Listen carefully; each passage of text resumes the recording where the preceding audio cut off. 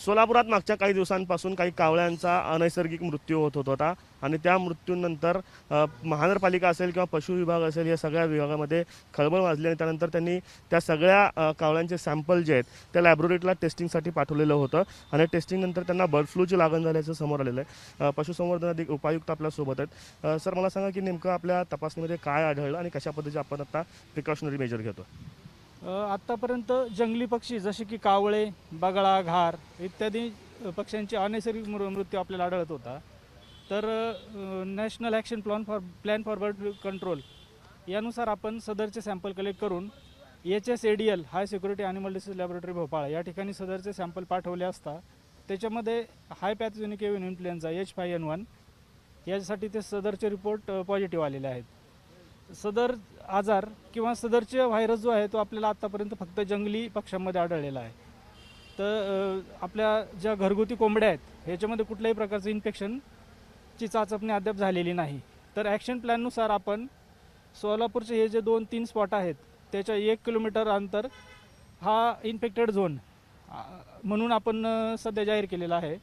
आणि ह्याच्यामध्ये अलर्ट झोनमध्ये ज्या करायच्या प्रक्रिया आहेत त्याच्यामध्ये पक्ष्यांचं सर्वायलन्स आपण सॅम्पल कलेक्ट करून पुन्हा भोपाळला आपला पाठवणार आहोत.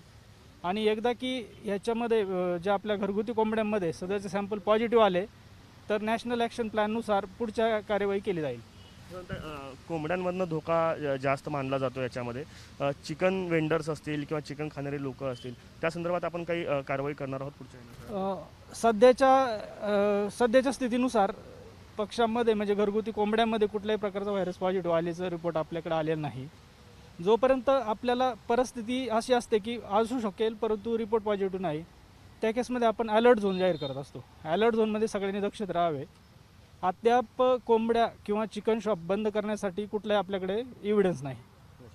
परंतु अलर्ट झोनमध्ये करायच्या कार्यवाहीमध्ये आपल्याला अतिशय दक्ष राहावं लागणार आहे. याच्यामध्ये आपण सगळ्याच प्रकारच्या कोंबड्यांचं सॅम्पल कलेक्ट करणार आहोत आणि सॅम्पल टेस्टिंगसाठी पाठवणार आहोत. आणि चिकन जे आपण खायचं आहे त्या दृष्टीने मला एवढं सांगावं लागेल की प्रॉपर शिजवून खाल्ल्यानंतर धोका अद्याप नाही. परंतु कोंबड्यामध्ये एकदा पॉझिटिव्ह आल्यानंतर आपण सगळ्या प्रकारच्या कोंबड्या, अंडे तसेच कोंबड्यांचे खाद्य इत्यादी आपण सीज करून डिस्ट्रॉय करणार आहोत. समजा मागच्या काही दिवसांमध्ये सोलापूरमध्ये हे असे अनैसर्गिक मृत्यू होते कावळ्यांचे. समजा किती मृत्यू आतापर्यंत आपल्याकडे आढळले आणि किती लोकांचे म्हणजे कावळ्यांचे पोस्टमॉर्टम? आता ह्याच्यामध्ये असं असतं की जेव्हा आपल्याला बर्ड फ्लूबद्दल शक्यता वाढते तेव्हा पोस्टमॉर्टम करू नये अशा पद्धतीच्या शास्त्रीय सूचना असतात. कारण पोस्टमॉर्टम करताना धोका होण्याची शक्यताही राहते. परंतु एक इनिशियल स्क्रीनिंग म्हणून आपण किमान 10 ते 12 कावळ्यांचं पोस्टमॉर्टम केलेलं आहे. आणि त्याच्यामध्ये बर्ड फ्लू संदर्भामध्ये ॲज सच असे कुठले आपल्याला लिजन्स किंवा ज्याला आपण लक्षणं म्हणतो ती दिसली नव्हती. म्हणजे आता ज्या आजाराने कावळे मरतात असं म्हणता येईल. आणि किंवा सोबत H5N1 सोबत अजूनही इतर कुठली कंडिशन असू शकते जसं की विषबाधा आहे किंवा सोलापूरमधील वाढतं तापमान पाहता हीट स्ट्रोकचे सुद्धा चान्सेस असू शकतात. सुरुवातीचा आमचा अंदाज तसाच होता. परंतु आपण ह्याच्यामध्ये कुठलीही दिरंगाई न करता ॲक्शन प्लॅननुसार सदरचे सॅम्पल त्वरित पाठवले होते आणि आपल्याला एक 5व्या ते 6व्या दिवशी त्याचे रिपोर्टसुद्धा भेटलेले आहेत पॉझिटिव्ह आढळले. यस. महानगरपालिकेचे पशुवैद्यकीय अधिकारी देखील आपल्यासोबत आहेत. सर, महापालिका म्हणून आपण कशा पद्धतीनं कार्यवाही करतोय? कारण हा जो 3 एरिया आहे म्हणजे आता कंबरतला परिसरामध्ये आहोत, सिद्धेश्वर मंदिर परिसर असेल किंवा खंदक बाग असेल, नागरिक फिरण्याचा हा एरिया आहे. त्यामुळे तिथं तुम्ही कशा पद्धतीने खबरदारी घेता महापालिका म्हणून? काल संध्याकाळी नोटिफिकेशन जिल्हाधिकारी साहेबांनी काढल्यानंतर आपण आता कंबर तलावचा जो वॉकिंग ट्रॅक आहे तसेच शहरातील किल्ला खंदकबाग, किल्लाबाग तसेच सिद्धेश्वर लेक फ्रंट हा आपण नागरिकांसाठी आता बंद करतो आहे. आणि त्यामार्फत उद्यान विभाग तसेच भूमी मालमत्ता विभाग यांच्यामार्फत ही कारवाई आता सुरू आहे. तसेच आपण आता आरोग्य विभागाच्या सेवकांकडून हा जो जिथे मृत कावळे आढळले होते तिथे आपण आता सध्या निर्जंतुकीकरण करून घेतलेलं आहे.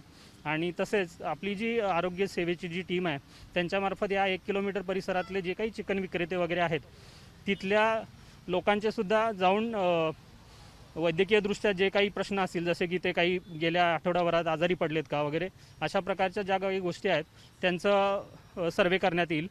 आणि पशुवैद्यकीय विभागामार्फत आम्ही पशुसंवर्धन विभागाच्या सहाय्याने जे काही 1 किलोमीटर परिघातले चिकन विक्रेते आहेत तिथून आम्ही सॅम्पल कलेक्ट करण्याचा प्रयत्न करतो आहे आणि तेच सॅम्पल आम्ही भोपाळा लॅबला टेस्टिंगसाठी पाठवणार आहोत.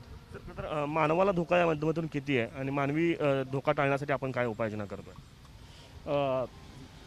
तसेच एव्हियन इन्फ्लुएन्झा हा मानवांना इन्फेक्शन होऊ शकतं, पण सद्यस्थितीत आपल्याकडे आत्ता ज्या आढळलेल्या आहेत त्या केसेस ह्या सगळ्या वन्य पक्ष्यांमध्ये आढळलेलं आहे, कावळ्यांमध्ये आढळलेलं आहे. तसे सद्यस्थितीत आपल्याकडे जे डोमेस्टिक बर्ड आहेत, आपले जे कोंबडी आहेत, पोल्ट्री ब्रॉयलर बर्ड जे आहेत किंवा देशी कोंबड्या आहेत, याच्यामध्ये आत्ता सध्या अजूनपर्यंत आपल्याकडे काही केसेस आढळलेले नाही आहेत. आता आम्ही सद्यस्थितीत आता नवीन जे आपला एरिया आहे तो जो अलर्ट झोन घोषित केला आहे, तर त्या अलर्ट झोनमधले जे काही चिकन दुकानं आहेत विक्रेते, त्यांच्या इथनं सॅम्पल कलेक्ट करून आम्ही आता लॅबला पाठवेन आणि त्यातून जर समजा पॉझिटिव्ह आले तर ते आपण नष्ट करणार आहोत. तरी होते महानगरपालिका आणि पशुसंवर्धन विभागाचे अधिकारी ज्यांनी या सगळ्या संदर्भात कारवाईला सुरुवात केलेली आहे. खरं तर ज्या ठिकाणी मृत कावळे आढळलेले आहेत तिथं निर्जंतुकीकरणाला सुरुवात केलेली आहे. वेगवेगळे केमिकल्स वापरून निर्जंतुकीकरण जे आहे ते महापालिकेच्या माध्यमातून केलं जात आहे. खरं तर मागच्या आठवड्याभरापासून सोलापुरातल्या छत्रपती संभाजी महाराज तलाव, ज्याला कंबर तलाव म्हटलं जातं, श्री सिद्धेश्वर मंदिर तलाव परिसर असेल, खंदक बाग परिसर असेल, या भागांमध्ये मृत कावळे जे आहेत ते आढळून येत होते आणि त्यामुळं खबरदारी जी आहे ती महापालिकेतर्फे घेतली जाते आणि जवळपास 50हून अधिक कावळे जे आहेत या मागच्या आठवड्यामध्ये मृत आढळून आलेले आहेत. या कावळ्यांचे सॅम्पल जेव्हा भोपाळला पाठवण्यात आलेले होते तेव्हा त्यांचे रिपोर्ट बर्ड फ्लूनं पॉझिटिव्ह आढळलेले आहेत आणि त्यानंतर महानगरपालिका आता ॲक्शन प्लॅननुसार पुढील कारवाई करताना आपल्याला पाहायला मिळते.